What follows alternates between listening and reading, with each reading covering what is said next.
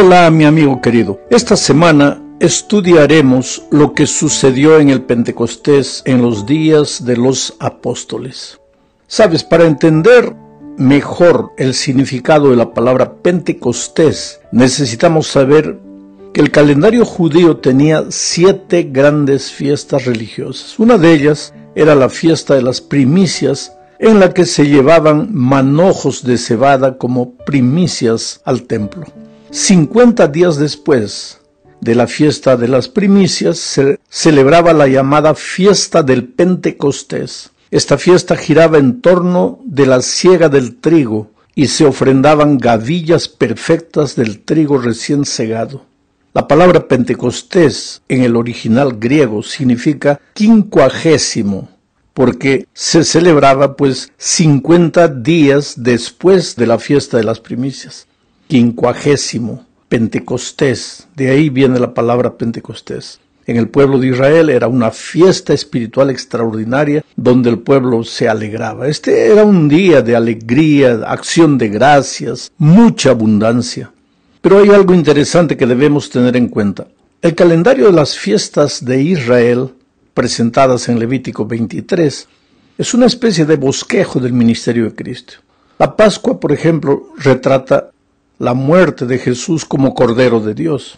La fiesta de las primicias representa su resurrección de entre los muertos. 50 días después de la fiesta de las primicias viene el Pentecostés, que retrata el reconocimiento visible de la Iglesia de Dios. Y este día llega a ser un símbolo apropiado de la primera cosecha espiritual de la Iglesia cristiana, cuando el Espíritu Santo se derramó abundantemente y se bautizaron 3,000 personas en un solo día. Pero volvamos ahora a los días de los primeros apóstoles. Después de la asunción de Jesucristo, ellos empezaron a vivir en espíritu de oración y comunión, esperando la manifestación del Espíritu Santo que Jesús les había prometido. La misión que tenían ellos delante era gigantesca, desde el punto de vista humano imposible de ser cumplida. Predicar a toda nación, tribu, lengua y pueblo. Un puñado de 12, en la mejor hipótesis, 120 creyentes. ¿Cómo podrían cumplir esa misión? Lo único que les restaba era esperar y orar. Ahora, repentinamente sucedió algo extraordinario. Hechos capítulo 2, versículos 1 y 2 relata este hecho de la siguiente manera. Cuando llegó el día de Pentecostés, todos ellos estaban juntos y en el mismo lugar. De repente un estruendo como de un fuerte viento vino del cielo y sopló y llenó toda la tierra donde se encontraban.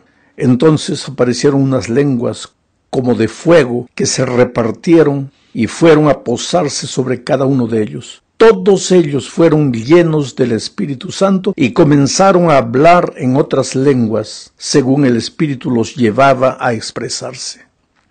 Sabes, mi amigo querido, esta fue una manifestación extraordinaria del Espíritu Santo. Pero la obra y el ministerio del Espíritu no empezó en el Pentecostés. El Espíritu ya había estado trabajando a lo largo del Antiguo Testamento. Se mostró, por ejemplo, activo en la creación cuando se movía sobre la tierra desordenada y vacía. Lo vemos repetidas veces en la vida de los patriarcas, de los profetas. Por ejemplo, los grandes hechos prodigiosos de Sansón fueron hechos del Espíritu. En Ezequiel encontramos al Espíritu de 2 formas extraordinarias, trabajando para resucitar aquel valle de huesos secos, y después como un río que por donde penetra sana todas las aguas. El ministerio del Espíritu es bien claro en el Antiguo Testamento. También se manifestó en la vida y en el ministerio de Cristo. Estuvo en el bautismo de Cristo. Jesús fue engendrado en el Espíritu. Después de su bautismo, el Espíritu lo llevó al desierto. El Espíritu estuvo en la vida y el ministerio de Cristo. Pero a partir del Pentecostés hay 2 cosas que nunca más serían la misma.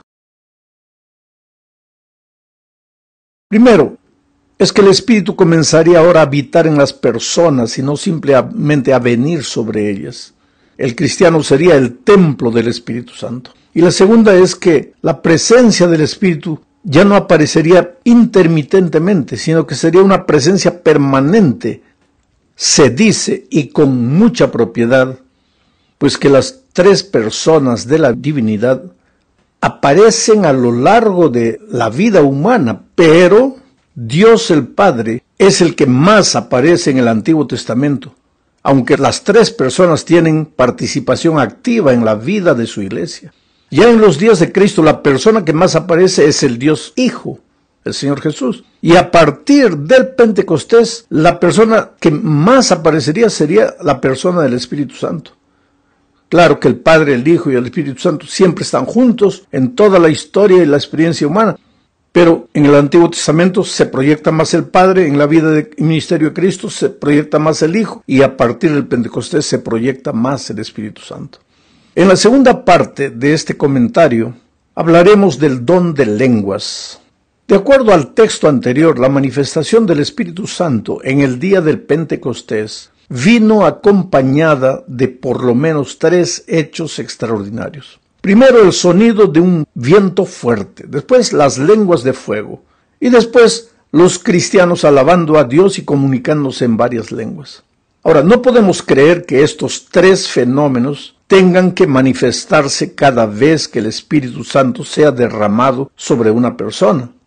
Evidentemente, en aquel momento de la historia, en aquellas circunstancias, eran necesarias esas manifestaciones sobrenaturales, viento, fuego, en fin, aprender lenguas así espontáneamente. ¿Por qué era así? Primero, porque había que llamar la atención de las personas, para lo que un puñado de cristianos tendría que decir. ¿Quién estaba prestándoles atención? Nadie. Y el evangelio tenía que ser predicado a toda nación, tribu, lengua y pueblo. Hechos 2, 5 y 6 dicen: en aquel tiempo vivían en Jerusalén judíos piadosos que venían de todas las naciones conocidas. Al escucharse aquel estruendo, la multitud se juntó. ¿Estás viendo? La multitud se juntó y se veían confundidos porque los oían hablar en su propia lengua. Yo digo que tal vez si no se escuchase aquel estruendo, la multitud no se habría juntado. Y quién sabe, nadie habría prestado atención a lo que los apóstoles iban a decir, si ellos no hablasen lenguas diferentes instantáneamente. El texto dice: al escucharse aquel estruendo, la multitud se juntó y se veían confundidos porque los oían hablar en su propia lengua. ¿Ves? La multitud se veía confundida, alarmada, curiosa, expectante. Algo extraño y sin precedentes estaba sucediendo. El don de lenguas no fue dado porque tendría que ser una evidencia del derramamiento del Espíritu Santo. Quiere decir que el que no tiene el don de lenguas no tiene Espíritu Santo. No, el Espíritu Santo o el don de lenguas no fue dado por eso, sino que los apóstoles necesitaban hablar nuevos idiomas para cumplir la misión de predicar el Evangelio a toda nación, tribu, lengua y pueblo. Por esta razón, ese don de lenguas que recibieron ellos no consistía en sonidos ininteligibles que solo la persona que hablaba podía entender. ¿Qué sentido tendría el hablar lenguas que nadie entendía? ¿A quién evangelizarían ellos con sonidos incoherentes y sin nexo? Una evidencia de que el don de lenguas que los apóstoles recibieron en el Pentecostés eran idiomas que se hablaban en otras regiones, es lo que dice el texto que ya leímos. Voy a volverlo a leer. En aquel tiempo vivían en Jerusalén judíos piadosos que venían de todas las naciones de la tierra. ¿Te das cuenta? Al escucharse aquel estruendo, dice el texto, la multitud se juntó y se veían confundidos porque les oían hablar en su propia lengua. Y los versículos 7 al 11 de Hechos 2 comprueban lo que estoy diciendo, porque afirma lo siguiente: estaban atónitos, la gente, la multitud, estaban atónitos y maravillados, y decían: fíjense, ¿acaso no son galileos todos estos que están hablando? ¿Cómo es que les oímos hablar en nuestra lengua materna? Aquí hay partos, medos, elamitas, y los que habitamos en Mesopotamia, Judea, Capadocia, el Ponto y Asia. Están los de Frigia y Panfilia, los de Egipto y los de las regiones de África que están más allá de Cirene. También están los romanos que viven aquí, tantos judíos como prosélitos y cretenses y árabes, y todos los escuchamos hablar en nuestra lengua acerca de las maravillas de Dios. Queridos, si te das cuenta, eran por lo menos 15 idiomas y dialectos diferentes. Esto fue una especie de inversión del juicio de Dios sobre lo que ocurrió en la Torre de Babel. porque en la Torre de Babel Dios confundió el idioma de los hombres. El juicio de Dios en Babel dispersó a los hombres, pero en el Pentecostés los juntó, los unió. En Babel las personas no podían entenderse, pero en el Pentecostés todos se entendían. La Torre de Babel fue levantada para exaltar al hombre y exaltar sus consecuciones humanas, pero el Pentecostés llegó para que los hombres exaltaran el nombre de Dios. La Torre de Babel fue una actitud de rebeldía, pero en el Pentecostés los seres humanos se sometieron a Dios en humildad. Qué contraste entre lo que sucedió en Babel y lo que sucedió en el Pentecostés. Pero vamos ahora a la tercera parte de este estudio. Veremos aquí el sermón que Pedro predicó en aquella ocasión del Pentecostés. Pedro, como todo buen predicador, empieza abriendo las Sagradas Escrituras. La multitud creía que los apóstoles estaban borrachos, ebrios, y Pedro aprovecha ese momento para decirle que ellos no están ebrios, sino que lo que están viendo es el derramamiento del Espíritu Santo. Y entonces Pedro se levanta para predicar, abre la Biblia, en ese tiempo solo existía el Antiguo Testamento, y cita Joel 2:28. Y después lo aplica a los postreros días, no más a Israel, porque originalmente Joel 2:28 fue escrito para Israel, pero ahora Pedro lo aplica para la iglesia que estaban haciendo, para el Israel espiritual, a la iglesia que Dios estaba levantando, al pueblo del Señor que viviría también en el último periodo de la historia humana, o sea, para nosotros hoy. Esta sería la era del Espíritu. Después, Pedro declara que Jesús es el Mesías y presenta la resurrección de Cristo como la prueba indubitable de que Jesús es Dios y es el Mesías. Y él presenta por lo menos 3 pruebas. La primera prueba es la persona del propio Cristo. Hechos 2:22 al 24 dicen: varones israelitas, escuchen mis palabras. Jesús Nazareno, que fue el varón que Dios aprobó entre ustedes por las maravillas, prodigios y señales que hizo por medio de él, como ustedes mismos lo saben, fue entregado y ustedes lo aprendieron y lo mataron por medio de hombres inicuos, crucificándolo, pero Dios lo levantó, liberándolo de los lazos de la muerte, porque era imposible que la muerte lo venciera. ¿Te das cuenta? El pueblo que oía a Pedro conocía a Jesús, lo había visto durante 3 años, había visto las manifestaciones de su poder a través de sus milagros, lo había visto morir y después lo había visto resucitar. En una prueba de que Cristo era Dios. La segunda prueba de Pedro es la profecía de David. En los versículos 25 al 31 de Hechos 2, Pedro cita el Salmo 16, versículos 8 al 11. En este texto David habla de sí, pero no se refiere a él, sino al Mesías que vendría. Mira lo que dice: por eso mi corazón se alegró y mi lengua cantó llena de gozo. Mi cuerpo descansará en la esperanza, porque no dejarás mi alma en el Hades, no permitirás que tu santo se corrompa. Me hiciste conocer los caminos de la vida y me llenarás de gozo con tu presencia. Te das cuenta que es evidente que David, aunque está hablando de él, no se está refiriendo a él, se está refiriendo al Mesías que vendría. Y aunque muerto, no se descompondría, sino que resucitaría. La tercera prueba de Pedro es el testimonio de los cristianos. Hechos 2:33 dice: y como él fue exaltado por la diestra de Dios, recibió del Padre la promesa del Espíritu Santo, y ha derramado esto que ahora están viendo y oyendo.